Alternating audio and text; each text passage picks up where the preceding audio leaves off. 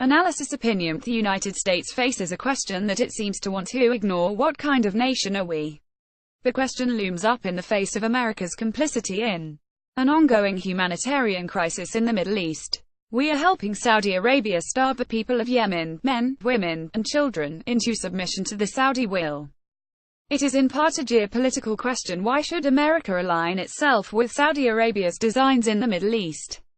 The kingdom wants to thwart any greater power accumulation in the region on the part of Iran, which the Saudis say is meddling in the Yemeni civil war. This is an exaggeration, as Iranian involvement in Yemen is limited, as Asher Orkady makes clear in the current issue of Foreign Affairs. He argues that the Yemen crisis is less an iteration of the sectarian war between Sunni and Shia stretching back to the first stirrings of Islam in the 7th century than it is a result of internal struggles for power and a better life. But for America this is also a moral question. America besmirches itself with its participation in a man-made humanitarian disaster that doesn't further U.S. national interests by any degree whatever, and which couldn't continue but for U.S. support. Yemen, one of the poorest nations in the Arab world, has been embroiled in a conflict between the forces of deposed leader Abdrabbuh Mansur Hadi, Sunni, and those of Houthi rebels Shia, who overran much of the country in 2014 and 2015. The Saudis Sunni want to retake the country's northern reaches from the Houthis and give them back to Hadi, who has established a skeletal government in the south. But it isn't clear just what kind of support Hadi would have. Effective leader is not a term that settles upon him like a well-fitted cloak. The Saudis have been conducting bombing strikes against the Houthis' northern positions that have killed thousands, including many civilians.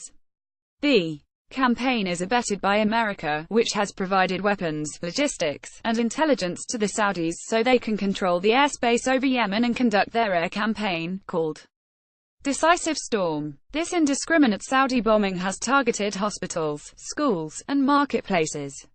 One well-documented attack killed dozens at a funeral. By the end of this past October, some 5,159 civilians had been killed by the bombing, more than 20% of them children, while some 8,800 others have been wounded, according to the United Nations. The UN Human Rights Council has decried these unrelenting violations of international humanitarian law, but the real atrocity is the Saudi blockade, imposed on incoming goods via land, sea, and air. The UN warns that this total blockade likely will trigger the largest famine the world has seen for many decades.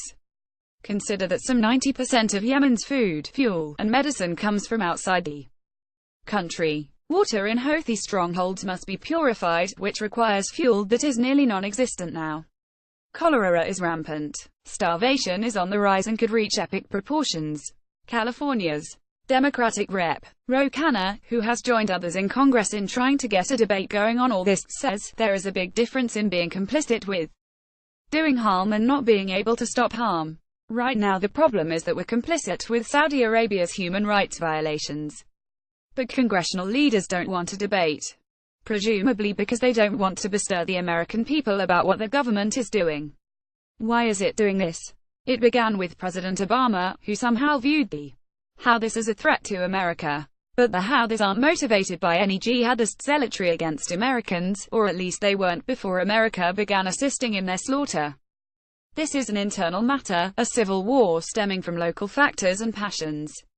Saudi Arabia is next door, and so it has at least some claim on being interested in what happens in its neighborhood. Fine. But why does that justify American complicity?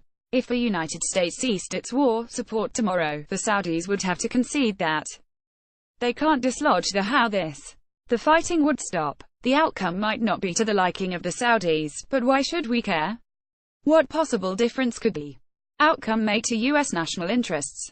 I write above that the question facing the United States is in part a moral one. I don't use that term much in foreign policy discourse because I generally oppose deploying U.S. military might in behalf of moral causes unrelated to vital national interests. As I have argued, U.S. blood should not be expended for such causes. But that's a different question from the question of whether we should be engaging in humanitarian assaults against innocent civilians in poverty-stricken countries far from our shores, or from any locus of true national interest. That's a truly moral question for national consideration. The country needs to debate this matter. The U.S. Yemen policy needs to be forced out into the sunlight of national discourse so Americans can determine how they feel about what the government is doing to the poor folks of northern Yemen. Going around the world in search of good works to perform is bad enough, but these are bad works. There's no justification for it. Robert W. Merry, editor of the American Conservative, is the author of the recently released President McKinley, Architect of the American Century. Simon Schuster